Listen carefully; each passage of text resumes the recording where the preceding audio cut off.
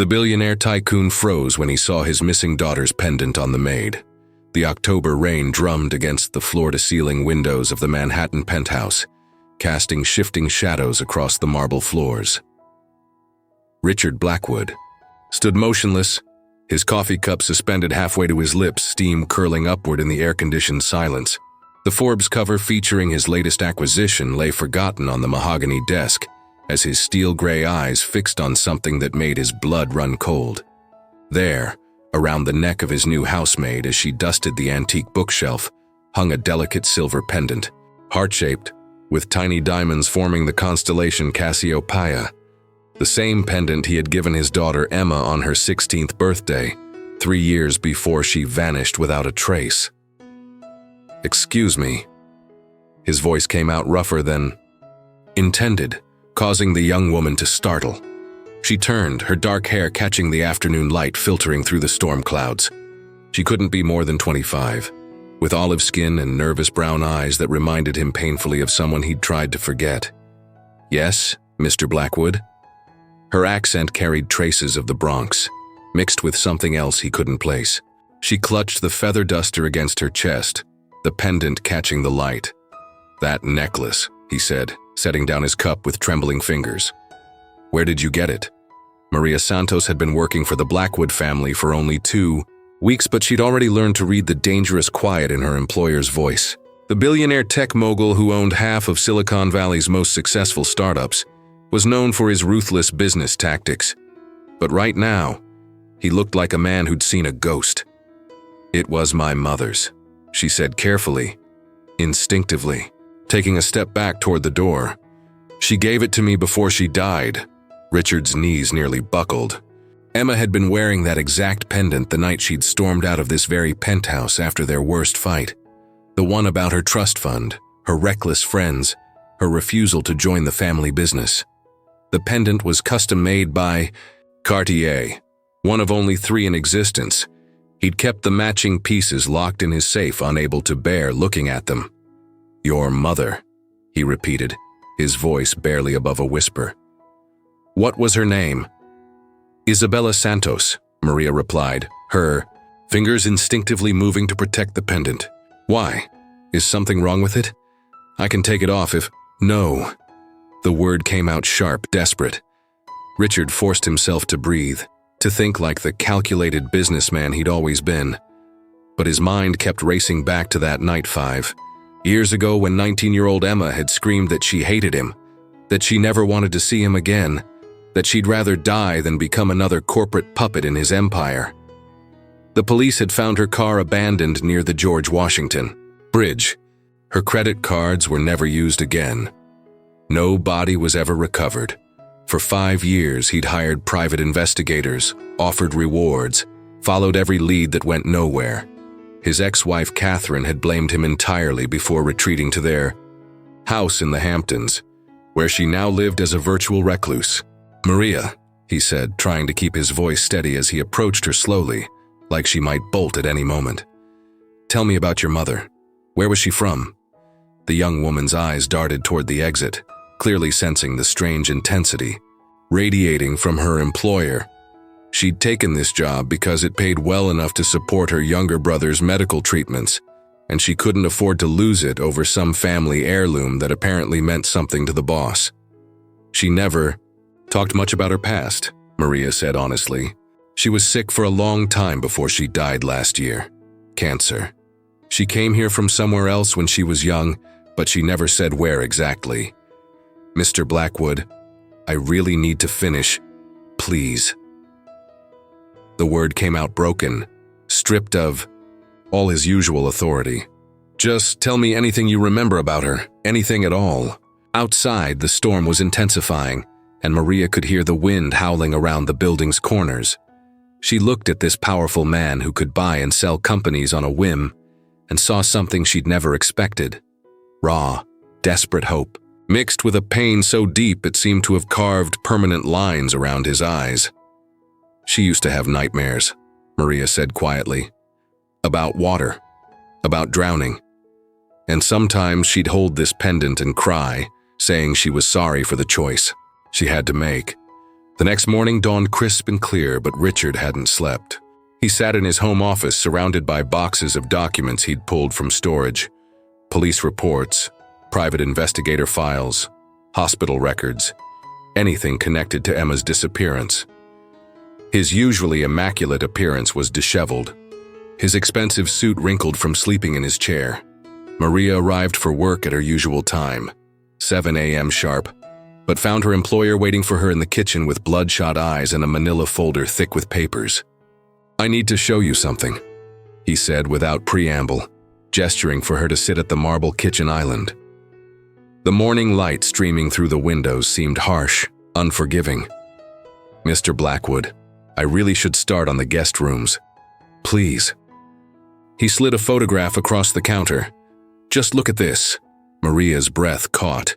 The photo showed a young woman with long, dark hair and brown eyes, wearing a designer dress and the same pendant that now hung around Maria's neck. But it wasn't the jewelry that made her stomach drop. It was the face looking back at her, a face she'd seen in mirrors her entire life, aged down by several years. "That's Emma," Richard said, watching Maria's reaction carefully. "My daughter, she disappeared 5 years ago wearing that pendant." "I don't understand," Maria whispered. But even as she said it, memories began clicking into place like puzzle pieces she'd never wanted to assemble. Her mother's reluctance to talk about the past, the way Isabella would sometimes slip and use expensive words that didn't match their modest Bronx apartment. The private school tuition that had mysteriously appeared when Maria was 15. Money her mother claimed came from savings. "Your mother never told you about any family?" Richard pressed. "Never mentioned anyone from her past?" Maria shook her head slowly, but her hands were trembling now. "She said my father died before I was born, said it was just us against the world." She looked up at him with eyes that were suddenly too knowing. "But you think she was Emma?" "I think Emma ran away that night and somehow ended up pregnant," Richard said, his voice thick with emotion. "I think she was scared and alone, and she made a new life for herself, changed her name, disappeared completely." "But that would make you—" Maria couldn't finish the sentence. "Your grandfather." The words hung in the air between them like a bridge neither was sure they wanted to cross. Maria stood abruptly, pacing to the window that overlooked Central Park. The morning joggers looked tiny from this height, their problems equally insignificant, compared to the earthquake happening in her small world. "She never said anything," she said finally. "Even when she was dying, even when the pain medication made her say things she normally wouldn't. She never mentioned you or any of this." Richard joined her at the window, careful to maintain distance. "Emma was stubborn, proud, even as a child. If she decided something, that was it. She probably convinced herself she was protecting you from something." "From what? From you?" The question hit him like a physical blow. "From me, from this life, from the pressure and expectations that drove her away in the first place." He gestured at the opulent penthouse around them. "She hated all of this, said it was a prison made of gold."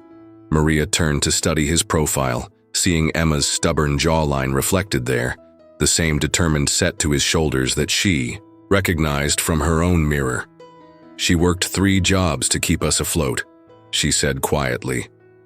"Cleaned offices at night, worked at a diner during the day, took in sewing on weekends. She never complained, but I could see how tired she was, how worn down. While I had investigators searching everywhere for her," Richard said bitterly. "I could have helped. I could have. She didn't want your help." The words came out sharper than Maria intended, but she couldn't take them back. Maybe she had. Her reasons. They stood in silence, 2 strangers connected by blood and loss, watching the city wake up below them. Finally, Richard spoke. "Tell me about her. About Emma. About the woman she became." And so Maria did. She told him about Isabella's fierce protectiveness, her gentle way with sick animals, how she'd saved every penny to make sure Maria could go to community college. She talked about bedtime stories and homemade Halloween costumes, about a mother who gave everything she had to make sure her daughter never felt the absence of the family she'd left behind. As she spoke, Richard began to see his lost daughter not as the angry, rebellious teenager who'd stormed out of his life, but as a young woman who'd found the strength to build something beautiful from nothing. And for the first time in 5 years, the crushing weight of guilt began to shift, making room for something that felt almost like pride. Catherine Blackwood sat in her Hampton sunroom, surrounded by yellowing newspapers and empty wine bottles, when her phone rang. She'd been expecting this call ever since Richard's frantic message the night before, though she'd hoped against hope that he was wrong, that this latest lead would prove to be another dead end like all the others. Is it really her? Catherine's voice was hoarse from crying and too much Chardonnay. Not her, Richard said gently. Her daughter. Emma had a daughter, Catherine. We have a granddaughter. The silence stretched between them across the 90 miles separating Manhattan from the Hamptons. Catherine closed her eyes, feeling 24 years of carefully constructed numbness beginning to crack. What's her name? Maria. She's 24, smart, works 2 jobs to support her younger brother. Emma named him David. David, Catherine repeated. After your father. She remembered. Meanwhile, in the penthouse, Maria was discovering that having a billionaire grandfather came with complications she'd never anticipated. Richard's head of security, a former FBI agent named Collins, had arrived with a briefcase full of documents and an expression that suggested this conversation would change everything. We need to discuss your safety, Collins said without preamble, spreading photos across the dining room table. The Blackwood family has enemies: industrial espionage, kidnapping threats, extortion attempts. It comes with the territory. Maria stared at surveillance photos of herself leaving her apartment in the Bronx, walking to her second job at the hospital, picking up her 17-year-old brother Miguel from his dialysis appointments. Someone had been watching her for weeks, without her knowing. Emma, your mother, she understood these risks. Collins continued. It's probably part of why she stayed hidden. But now that you're here, in this house using the Blackwood name, I never said I was using any name, Maria interrupted. And I'm not staying here. I have a life, a real life with real responsibilities. Richard looked up from his phone, where he'd been reviewing bank transfers. Miguel needs a kidney transplant, doesn't he? The waiting list at Mount Sinai, the medical bills, that's none of your business. But Maria's voice lacked conviction. The bills were crushing her, and Miguel's condition was deteriorating faster than the doctors had predicted. It is now, Richard said simply. Your family. The word hung in the air, loaded with possibilities and dangers neither of them fully understood yet. Maria thought about Miguel, about the cramped apartment they shared, about working herself to exhaustion just to keep their heads above water. Then she looked around the penthouse, at luxury beyond her wildest dreams, and felt the same trapped feeling her mother must have experienced 24 years ago. She ran away from all this for a reason, Maria said. Maybe I should too. Maybe you should, Richard agreed, surprising her. But first, let me tell you what I've learned about your mother's reasons, and about the threat she was trying to protect you from. He opened a laptop and showed her newspaper clippings from 24 years ago. Corporate espionage scandals, a hostile takeover attempt that had nearly destroyed Blackwood Industries, threats against the family that had required FBI protection. The Hendersons, he said, pointing to a photo of an older man in an expensive suit. They wanted to destroy me, and they were willing to use Emma to do it. Kidnapping, blackmail, worse. Emma found out about the plot through some friends. That's what our fight was really about, not the trust fund or her career choices. She was trying to warn me, and I was too proud and angry to listen. Maria studied the clippings, seeing dates that aligned with her own birth, puzzle pieces of a story she'd never known existed. She ran away to protect herself. She ran away to protect all of us. If they couldn't find her, they couldn't use her. Against me. And if she stayed gone long enough, he gestured at the dated articles. The Hendersons eventually lost interest, moved on to other targets. but she could have come back later. When it was safe. Richard's smile was sad and knowing. Your mother was stubborn.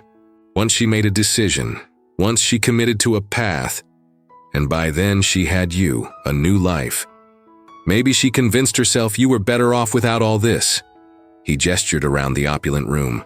Maybe we were, Maria said, but her heart wasn't in it anymore. That evening, Richard drove her back to the Bronx, his armored sedan looking absurdly out of place on the narrow streets lined with bodegas and laundromats. He waited in the car while she went upstairs to check on Miguel, who was sleeping fitfully after another grueling dialysis session. When she came back down, she found Richard standing outside the building, staring up at the fire escapes and narrow windows with an expression she couldn't read. She was happy here, Maria said. Poor, exhausted, worried about money constantly, but happy. She used to say that every choice has a price, and she paid hers willingly. What about you? Richard asked. What price are you willing to pay?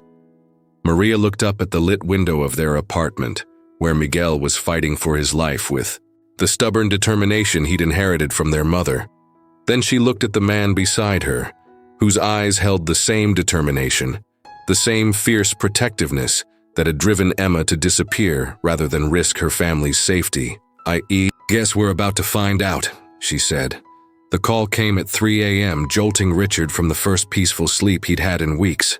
Collins's voice was tense, professional, carrying the kind of controlled urgency that made Richard's blood run cold. They took the boy. Richard was already reaching for his clothes. When? How? 2 hours ago. Professional job. They disabled? The building's security cameras knew exactly which apartment in and out without waking the neighbors. They left this. Collins texted a photo of a note written in block letters. She comes home, tomorrow, Pier 17, alone, or the boy dies. Richard's hands shook as he dialed Maria's number, but it went straight to voicemail. He tried again, then again before Collins' voice cut through his panic. Sir, her phone's been destroyed. We found pieces of it in the stairwell. Jesus Christ. Richard sank into a chair, his mind racing through scenarios, each worse than the last. The Hendersons? Has to be. After 24 years, they finally found their leverage. By the time Richard reached the Bronx, police cars and ambulances had turned Maria's quiet street into a war zone of flashing lights and yellow tape. He found her sitting in the back of an ambulance, a blanket around her shoulders, giving her statement to a detective who looked like he'd rather be anywhere else. Her left eye was swollen shut, her lips split, but her voice was steady as she described the men who'd broken down her door. 3 of them, professional, asking about Emma, about her location, about family connections they seemed to already know. They knew things, she told Richard when the detective finally left them alone. About Miguel's dialysis schedule, about my work shifts, about you. They've been watching us for weeks. We're going to get him back, Richard said, though he had no idea how. The old playbook, call the FBI, throw money at the problem, use political connections, wouldn't work here. Not when they were demanding something impossible. They want Emma, Maria said, her voice hollow. They still think she's alive. They want me to bring her to some meeting tomorrow night or they'll kill Miguel. Then we give them what they want. She's dead, Richard. She's been dead for over a year. They don't know that. Richard's mind was already working, calculating angles, possibilities. Collins, I need you to contact our people at the Bureau. I need surveillance on Pier 17, every angle, every approach, and I need someone who can pass for Emma from a distance. Sir, I know what it is. Richard turned to Maria, his expression grim but determined. I'm going to tell you something about your mother that she probably never wanted you to know. Emma wasn't just running from the Hendersons 24 years ago. She was working with the FBI to bring them down. Maria stared at him. What? The night she disappeared, she was supposed to testify in a federal case. Grand jury, witness protection, the whole program. But she panicked at the last minute, afraid of what it might mean for you, for any children she might have someday. So, she ran instead. She ran instead. But the evidence she gathered, the recordings she made, it's all still there, locked away in FBI files. If we can get the Hendersons to incriminate themselves tomorrow night, we can finally finish what Emma started. Collins looked skeptical. That's assuming they don't just kill everyone and disappear. These aren't amateur kidnappers, sir. They've been planning this for years. Then we plan better. Richard stood, his mind clicking into the strategic mode that had built his empire. Maria, I need to know everything about Emma's last few months. Everything she said about the past, about regrets, about unfinished business. Why? Because I think she left us more than just that pendant. I think she left us a roadmap. They spent the rest of the night in Richard's study, going through Emma's few possessions that Maria had kept. A small jewelry box, some photographs, a journal with sporadic entries that painted a picture of a woman haunted by choices made long ago. Here, Maria said, pointing to an entry dated just 3 months before Emma's death. She wrote about dreams, about going back to finish something important, about making sure Miguel would be safe. Richard studied the handwriting, Emma's precise script, unchanged since her teenage years.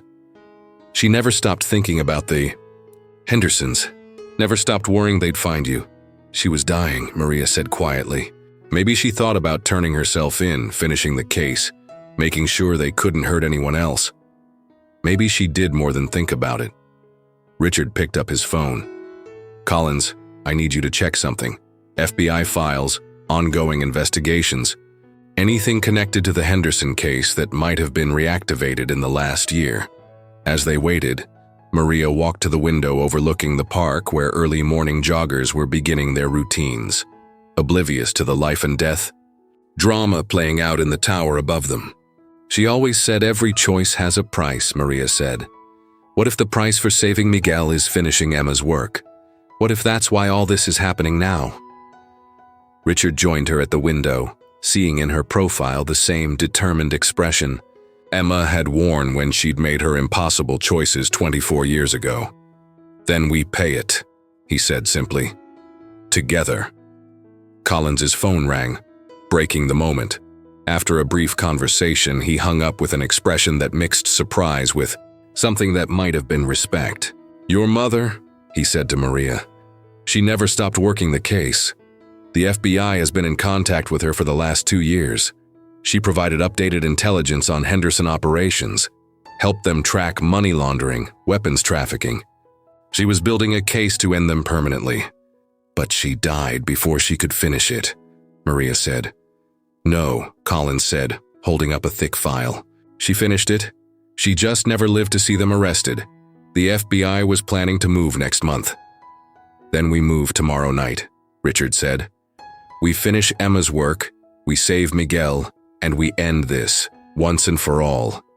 The fog rolled in off the Hudson River as evening approached, shrouding Pier 17 in gray wisps that muffled sound and blurred the edges of reality. Richard stood at the window of a rented office building 2 blocks away, watching FBI agents take their positions through high-powered binoculars, while Maria paced behind him like a caged animal. I should be down there, she said for the dozenth time. It's my brother, my family. It's our family, Richard corrected gently. And Emma's plan depends on them believing you're her. One look at you in daylight, and they'll know something's wrong. Agent Sarah Chen, the FBI coordinator, looked up from her bank of monitors showing feeds from hidden cameras around the pier. We've got eyes on 3 possible Henderson operatives. 1 van, probably where they're holding the boy. But this could go sideways fast if they smell a trap. Richard checked his watch. 8:47 p.m. 13 minutes until the meeting time. He'd spent the day studying every piece of intelligence Emma had gathered, memorizing names, faces, details that might keep him alive long enough to rescue Miguel and bring down the organization that had destroyed his family twice. Sir, Collins spoke into his earpiece. The subject is moving into position. Through the binoculars, Richard could see a lone figure walking down the pier, collar turned up against the wind, moving with Emma's characteristic determined stride. Agent Lisa Park was 26, roughly Emma's build, and from a distance in the fog and dim lighting, she might pass for the woman who'd vanished 24 years ago. But Richard's throat tightened as he watched her approach the meeting point. The Hendersons had survived this long by being paranoid, thorough, and utterly ruthless. If they suspected deception— Movement in the van, Chen reported. 2 subjects exiting, approaching the pier. Maria pressed close to the window, her breath fogging the glass. Is that Miguel? Richard adjusted the binoculars, focusing on a small figure being half carried, half dragged between 2 larger men. Even from this distance, he could see the boy was barely conscious, probably drugged to keep him compliant. He's alive, Richard said, though Miguel looked frighteningly fragile in the harsh lighting of the pier. The meeting was choreographed, like a deadly dance. Agent Park stood at the end of the pier, hands visible, playing the role of a mother desperate to save her child. The Henderson operatives approached cautiously, keeping Miguel between them and any potential sniper positions. This is it, Chen said into her radio. All units prepare to move on my signal. But something was wrong. Richard could feel it in the way the Henderson men moved. Too confident, too relaxed for people who should be terrified of FBI retaliation. It's a trap, he said suddenly. They know. Know what? Chen demanded. They know Emma's dead. This whole thing, they're not here to make a trade. They're here to eliminate witnesses. As if triggered by his words, chaos erupted on the pier. More men emerged from hiding positions, surrounding Agent Park with military precision. The van doors opened, disgorging additional operatives who moved like a well-trained tactical team. All units go, go, go, Chen shouted, but it was already too late. Gunfire erupted across the waterfront as FBI agents tried to close the trap, but the Hendersons had turned it inside out. Agent Park was down, bleeding on the pier. Miguel was being dragged back toward the van, and Richard could see more Henderson reinforcements arriving by boat. I have to get down there, Richard said, already moving toward the door. Sir, that's suicide, Collins protested. But Richard was already gone, taking the stairs 3 at a time. He reached street level as the firefight intensified, using parked cars for cover as he worked his way toward the pier. Behind him, he could hear Maria's voice echoing from the building's stairwell. She was following, despite everyone's orders to stay put. The fog was Richard's ally and enemy both, concealing his approach but making it impossible to see threats until they were almost on top of him. He reached the pier's entrance just as a Henderson operative rounded the corner, weapon drawn. The man's eyes widened in recognition, not of Richard Blackwood the businessman, but of Emma's father, the target they'd been hunting for decades. His moment of surprise was exactly what Richard needed. The struggle was brief and violent. Richard might have been in his 60s, but he'd stayed in shape, and desperation gave him strength he didn't know he possessed. When it was over, he had the man's gun and radio, and he could hear Miguel's weak voice calling for help from inside the van. Miguel! Maria's voice came from somewhere behind him in the fog. She'd made it to the pier despite the crossfire, driven by the same protective instinct that had made Emma disappear, rather than risk her family's safety. Stay back, Richard shouted. But she was already running toward the van, heedless of the danger. That's when Richard saw him, James Henderson himself, older now but still carrying the cold, calculating presence that had terrorized Richard's family for 24 years. He was standing beside the van, holding a pistol aimed directly at Miguel's head. Richard Blackwood, Henderson called out, his voice carrying easily across the water. I was hoping you'd show up. Makes this so much more satisfying. Let the boy go, Richard said, stepping into the open with his hands raised. The stolen weapon, held loosely, non-threateningly. This is between us. No, this is about finishing what your daughter started. Henderson's smile was reptilian. She cost me everything. My business, my reputation, my freedom. I've spent 24 years planning this moment. Emma's dead. I know. Cancer, wasn't it? Died broken alone in some charity hospital. Henderson's laugh was genuinely amused. But she left behind such interesting children. A sick boy who needs expensive medical care. A young woman with her mother's stubborn streak. Richard could see Maria creeping closer through the fog, using abandoned cargo containers for cover. She was trying to get an angle on Henderson, but the man was too experienced, too careful. "What do you want?" Richard asked, buying time. "Justice. You destroyed my empire, turned my own partners against me, sent me into exile for 2 decades. Henderson pressed the gun against Miguel's temple, making the boy whimper. "So now I destroy yours. Your granddaughter watches her brother die, then I kill her, then I kill you. The Blackwood line ends tonight. The FBI will find bodies and evidence that you were involved in illegal arms dealing. Amazing what you can accomplish with enough planning and the right connections." That's when Richard understood the true scope of Henderson's revenge. This wasn't just about killing them. It was about destroying Richard's reputation, his legacy, everything he'd built. Even in death, the Blackwood name would be synonymous with corruption and violence. "Unless," Henderson continued, "you'd like to make a different choice. Your life for theirs. You die here, tonight, and I let the children disappear. New identities, new lives far away from all this." Richard looked at Miguel, barely conscious but still breathing. At Maria, crouched behind a container 30 yards away. Closer now, but still too far to make a difference. At the fog-shrouded pier where Emma had made her choice 24 years ago, choosing exile over her family's destruction. Emma was right, Richard said finally. "Every choice has a price." "Indeed it does. But she was wrong about one thing." Richard's voice grew stronger, more certain. "Sometimes the price is worth paying." He raised the weapon, not toward Henderson, but toward a stack of fuel barrels behind the van. The explosion lit up the night, scattering the fog and creating enough chaos for Maria to reach Miguel, while Henderson dove for cover. When the smoke cleared, Richard was down, bleeding from shrapnel wounds but alive. Henderson lay unconscious, beside the overturned van, and Miguel was safe in Maria's arms as FBI agents finally secured the scene.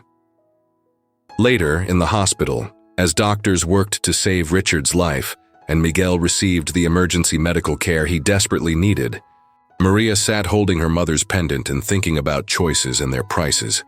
Agent Chen found her there hours later, with news that would change everything again. The explosion had revealed hidden compartments in Henderson's van, containing evidence of crimes spanning 3 decades. The case Emma had started would finally close, and the threat that had haunted their family for a generation was over. "What happens now?" Maria asked. "Now you get to make your own choices," Chen said simply, without looking over your shoulder, without wondering what your mother sacrificed to keep you safe.